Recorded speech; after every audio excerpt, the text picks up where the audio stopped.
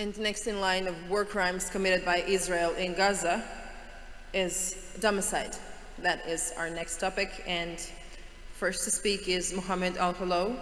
When homes become targets, it's a testimony from Gaza. We will be listening to one of our witnesses. Mr. Helou, can you hear us? Hi, can you hear me? Yes, Mr. Al Helou, yes, I can hear you loud and clear. The time is yours. Thank you so much. Thank you to the Gaza Tribunal. First of all, I'm sorry if my English is not the best. I will try my best to describe. It's an honor to testify before you today. My name is Mohamed Al Helou. I'm a journalist from Gaza. I'm 24 years old. I'm a genocide survivor. Before the genocide, I was a student of journalism. I dreamed of telling stories, not surviving them.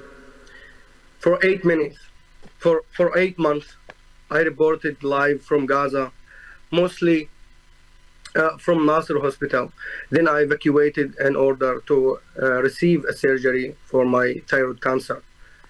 My closest friend during the genocide were fellow journalists Mohamed Salama and Saleh al-Jafarawi. As you know, both have been killed in this genocide. I'm one of the lucky journalists who managed to survive Israel extermination. Mr. Al Helou, can you hear me? Yeah, can you hear me? I'm sorry, can I please ask you kindly to just open your camera because we don't see you, we only see the photo of your can you profile. Hear me? Can you see me now? Can you see me? Yes, yes, thank you, proceed. Thank you very much. Okay, where are you? Okay, wait a minute. Yeah. Today I speak to you from a refugee camp in Europe. My family is still in Gaza trying to survive. I was asked to speak about Domicide, the destruction of homes. So I want to tell you about my home and my neighborhood. I grew up with my entire life in neighborhood of Shuja'iyah. 22 years in the same house. Shuja'iyah is on the eastern side of Gaza City. Before the genocide, 100,000 people lived there. Some of the biggest families from Shuja'iyah are the family Al Helou, it's my family, and Jindiyah and Hillis, a lot of people. In the past 2 years, Israel has earthed Shuja'iyah. Only a few houses remain. Wait a minute. You can share the picture I sent to you now, if please. But I don't want to speak only of destruction. I want to tell you what Shuja'iyah was. Here are some pictures, if you can see it. I don't know. Yeah. Before the genocide, I was to drink coffee from a stand owned by my own cousin. It was a part of our street and part of our rhythm. My favorite restaurant was al-Mamlouk on the street, al-Baz street. I eat best falafel and fool and hummus there every day. The owner and all his entire family was killed by Israel. The restaurant is gone. The people are gone. When I was growing up, my friend would come to my house every morning. We never locked the door. That was normal in Gaza. Now in Europe, I see people locking their doors. It feels strange for me. In Gaza, our doors were open. Our lives were shared. My friends would shout Al Helou from the street. I would hear them and get ready for school. My mom made tea while they waited. Then we would go to Mamlouk restaurant to have a breakfast. And we will buy a juice from Nasser supermarket and go to school. That was my daily routine. That was my life. It was a simple life, but a life of dignity, full of love. I grew up in a big family. My father is a building engineer, and my grandfather and great-grandfather were builders too. They helped build half of Gaza. Burj al-Sarraj as example, Sheikh Zayed Towers. These were their legacy. That legacy has been reduced to rubble. Most of the buildings my father designed have been destroyed by Israel. My mother was a journalist too. She taught me to ask questions, to seek truth. If you can show, please, the picture of my mom and my father during the genocide and before the genocide, I would be honored. The difference between this photo is a couple of years. You can see the genocide of their bodies. 14 people lived in our house, all my brothers and sisters, my uncles, family, my brother's family, my grandmother, Suad, who is 85 years. A house full of love, full of life. In Palestine, a home is never just four walls. It's where generations live together, where neighbors are family, and where every corner holds as a story for Palestinian. Domicide is not just a physical destruction. It's a form of culture edgework. We used to spend summer evening on the roof building and eating orange and staying up all night. Palestine has always been famous for its orange. We used to keep, sorry, my English is really horrible. Okay. We loved our roof. I had 12 beloved cats in my house too. Our house was in al Street in Shuja'iyah. It's important for you to know this because Israel erased the map.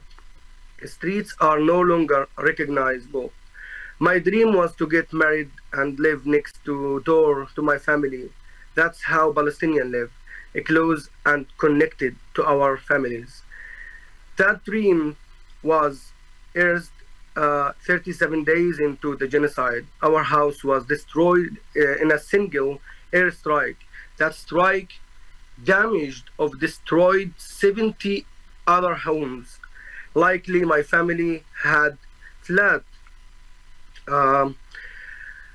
then to south of Gaza, so they were safe for the moment, but every single Palestinian in Gaza lost so much during this genocide. So even if someone is safe today, they are not safe tomorrow. After our home was destroyed, I lost a nephew,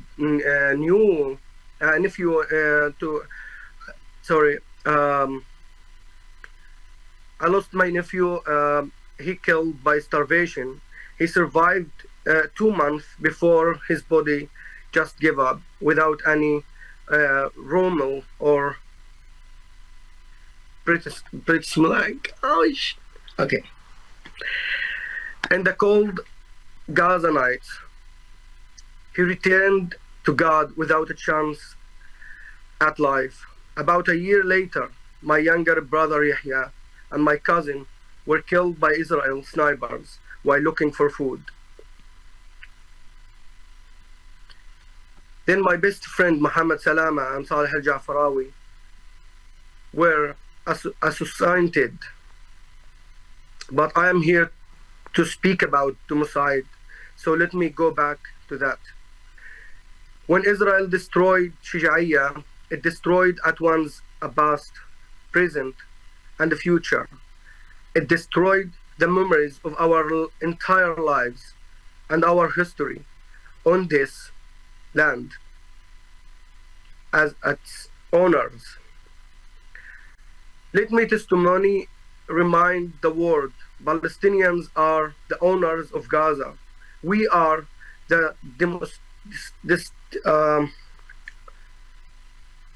whatever. Shuja'iyah was a very special place, like every city or neighborhood in Palestine. It had its own unique culture. It had its own unique accent. The people of Shuja'iyah were known by people across all of Palestine. We had a saying in our neighborhood. We used to say, seek knowledge from China and straight from Shuja'iyah. that straight has been tested point merger. Before I end my testimony, I want to bring the attention of the jury something very important about the next generation, about today's Palestinian young. My nephew Akram was born during the genocide. He's almost 1 year and a half. He had never lived in a house. His entire life has been spent in a tent. Tent life is very hard. There are bugs everywhere, no comfort, no safety. It is too hot in the summer and it's too cold in the winter. It's dirty, but we try to keep it clean. But it's not our home. What does home mean to a child who has never had one? If Palestinians are not allowed to rebuild their homes and communities, then I fear about the future of this generation who grow up without homes. When you lose your home, you lose your safety, your sense of self. You begin to question you will never belong anywhere. For a children like my nephew Akram, the trauma of growing up without home will shape their entire lives. Domicide is not just about building, it's about breaking the human separate. The destruction of homes has changed how Palestinian lives, but giving up is not an option.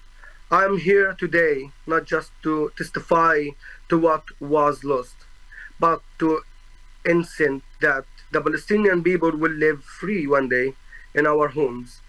Gaza was full of life, full of love, full of dreams. Shuja'iyah was my home, it was my past, and it was my future. And thought it had been destroyed, I will do everything I can do to rebuild it until I die. Israel hopes we will abandon our case so that it can do to Shuja'iyah what it did to Jaffa in 1948, so that it can do it to Beit Lahia what it did to Akka, and so on. But as long as one Palestinian remains on this earth, it will never succeed. I didn't choose this life, but I refuse to refuse to Chardner, and thank you, and I'm really sorry for my language and my accent. I tried my best.